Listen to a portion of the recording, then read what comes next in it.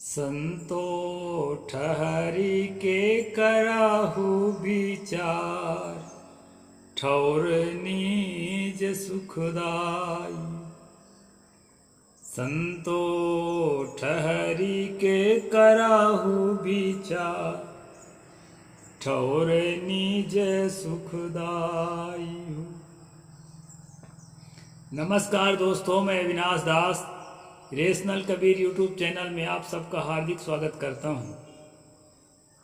जो साथी इस चैनल को सब्सक्राइब नहीं किए हैं, सब्सक्राइब जरूर करें। शेयर करके अपने सभी ग्रुपों में सभी साथियों तक पहुंचा दें। बेल आइकन को प्रेस करें, ऑल नोटिफिकेशन ऑन रखें ताकि हर नया अपडेट आप तक पहुंच सके। मुझे कमेंट जरूर लिखें और लाइक भी करें। साथियों, इस चैनल का उद्देश्य किसी भी जाति, धर्म, वर्ग या व्यक्ति विशेष को आहत पहुंचाना बिल्कुल भी नहीं है। इस चैनल का उद्देश्य है कि देश में तर्कशीलता को, वैज्ञानिक सोच को विकसित करना, सच्चाई को सामने रखना, झूठाई का डिबंक करना और देश के विकास के लिए अपनी भागीदारी सुनिश्चित करना।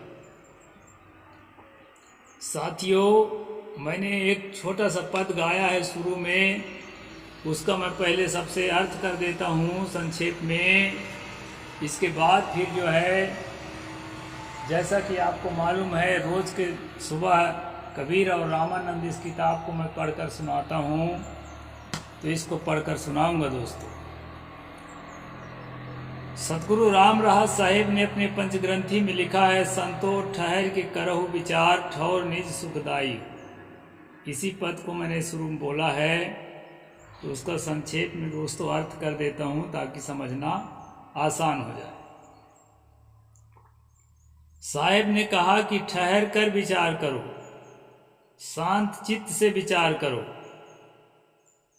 जब तक गंभीरता से किसी बात पर विचार नहीं करोगे तो उस बात की सच्चाई को, उस बात के फैक्ट को, उस तथ्य को नहीं पकड़ सकते।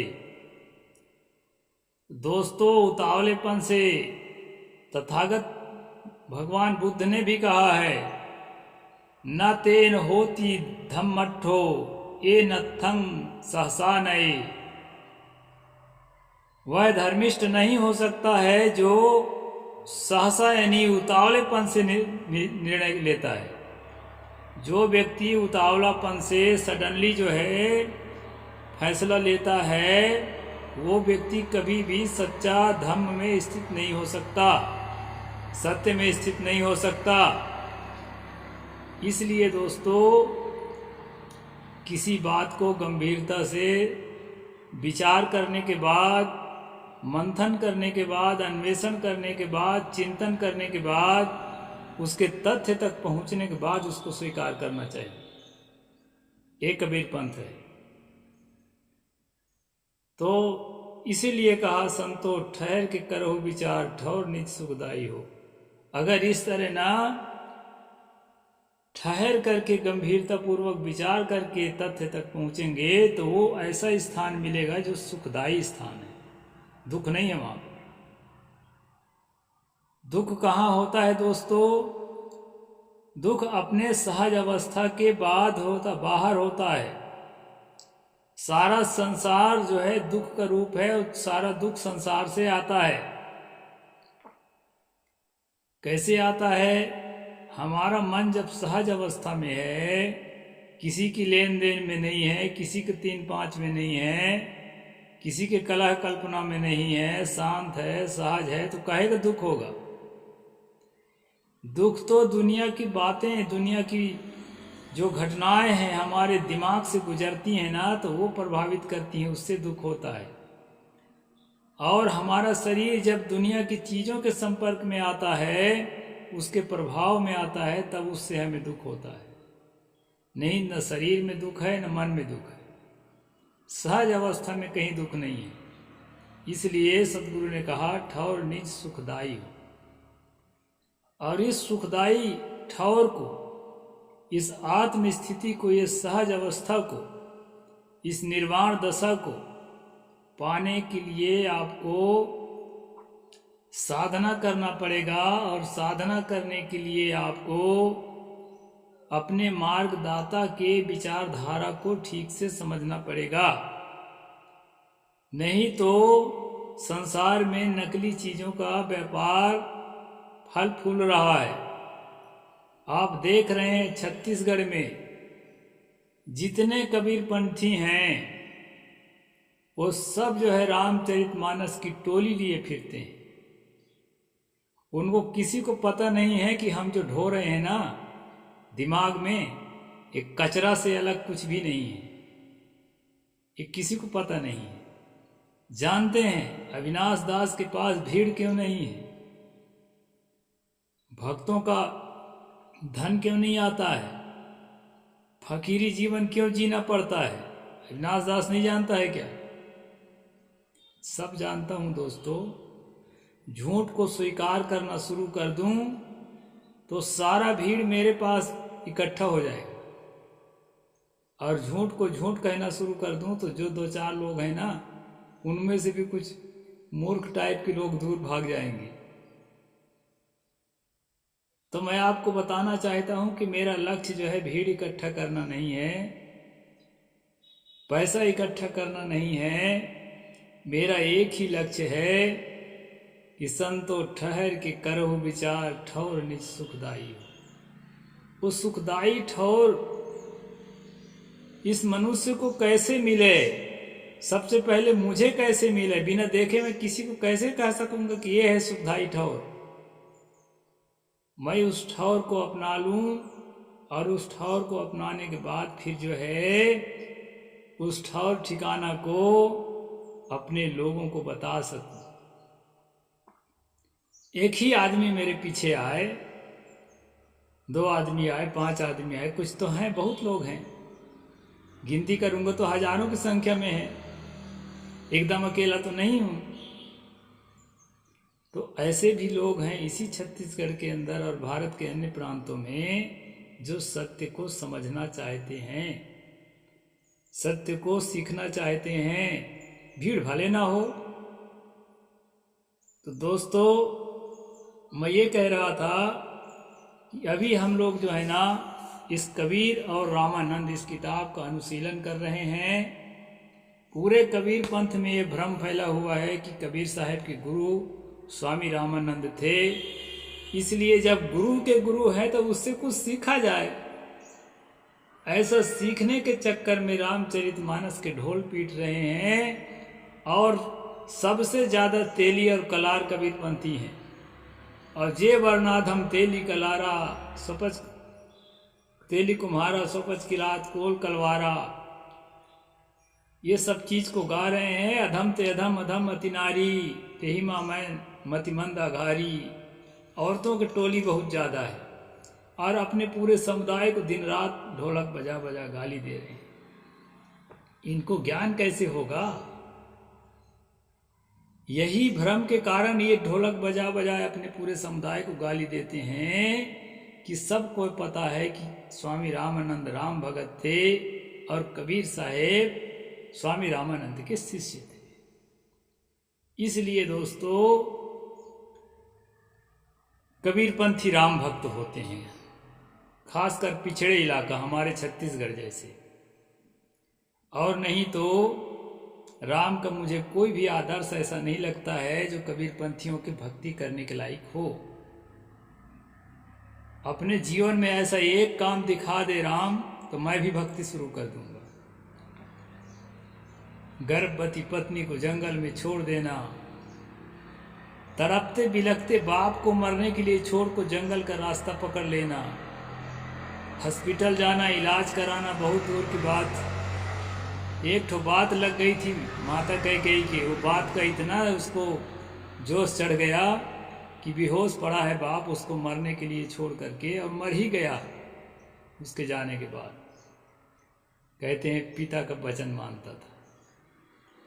मुझे तो एक भी आदर्श उसमें दिखाई नहीं पड़ता है।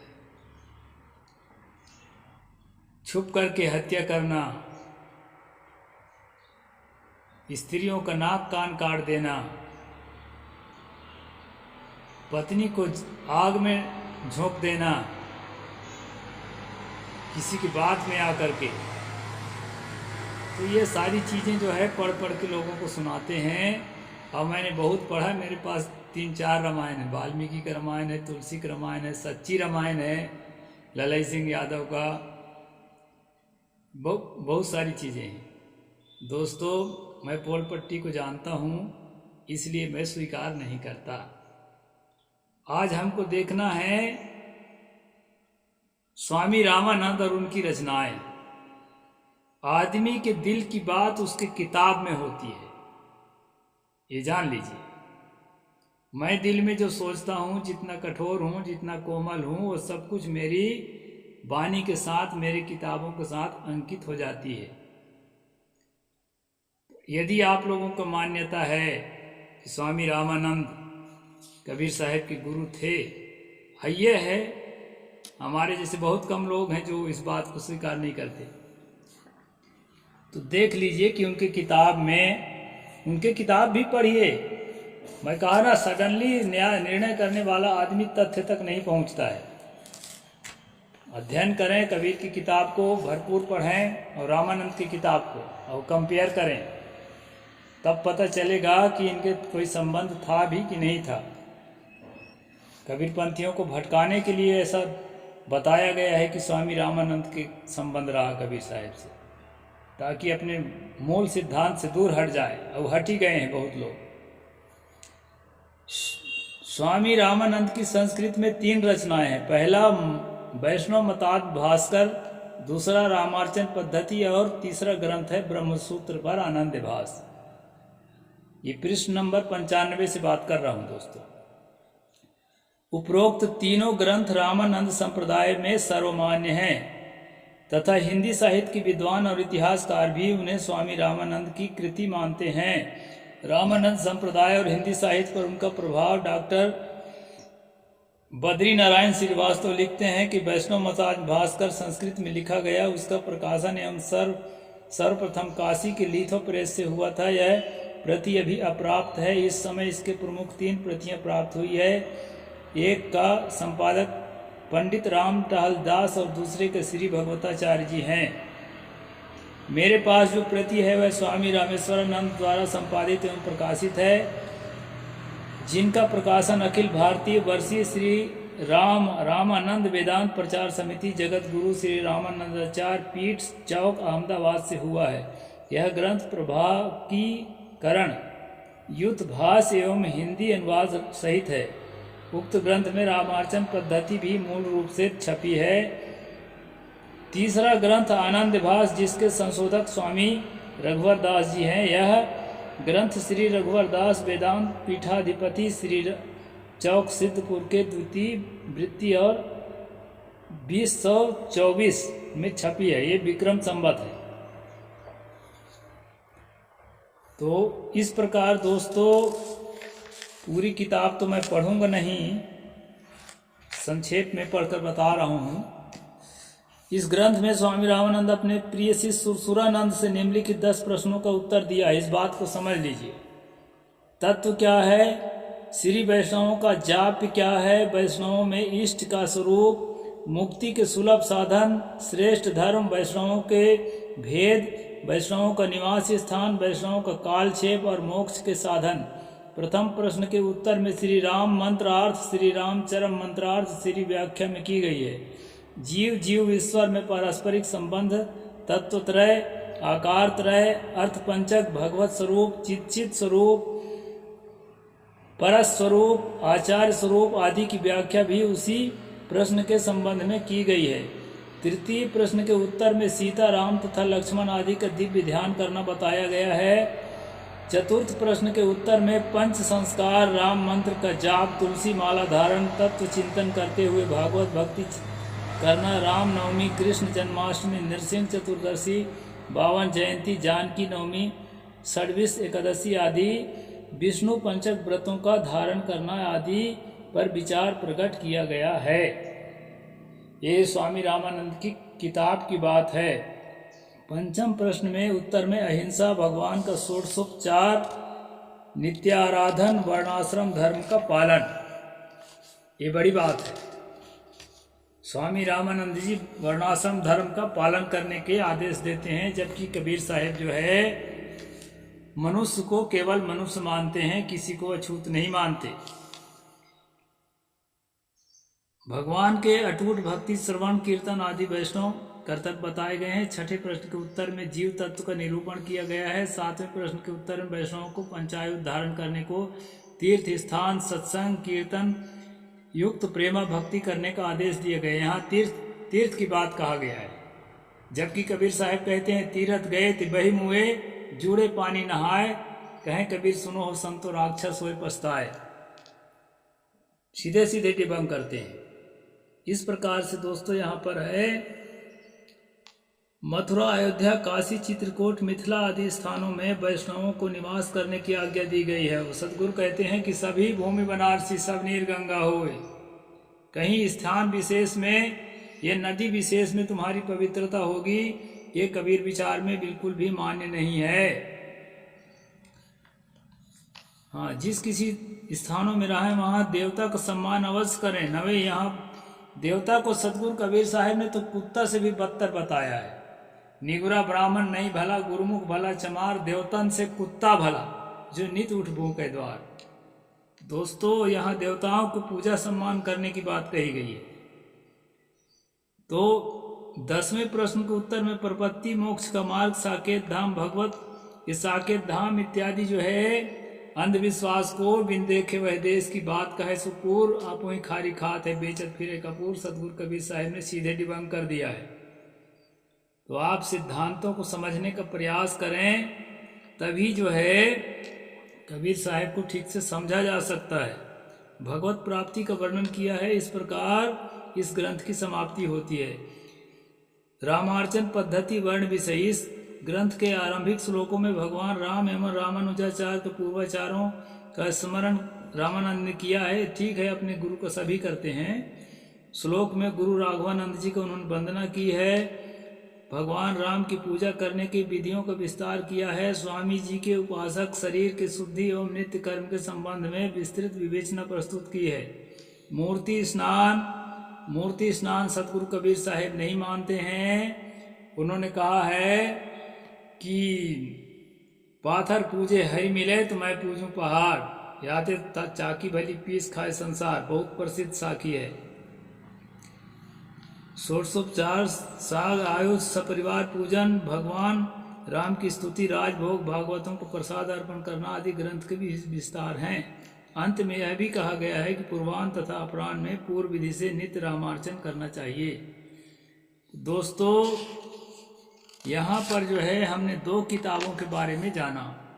आनंद भास के बारे में थोड़ा सा विस्तार से मैं कल चर्चा करूँगा। अभी आपको ये पता चला कि रामानंद के दिल की बात जो है उनकी किताबें हैं, हर आदमी की होती है, और उनके दिल की बात में पुत्रा पुतरिया पूजन, तीर्थ स्नान करना, देवी देवता को मानना, जाति पाति को सही सिद्ध करना, ये सारी चीज उनकी किताबों का विषय है। कैसे वो सतगुरु कबीर साहब के गुरु बना दिए गए बदमाशों द्वारा, और मूर्ख लोगों के द्वारा उसको स्वीकार भी कर लिया गया।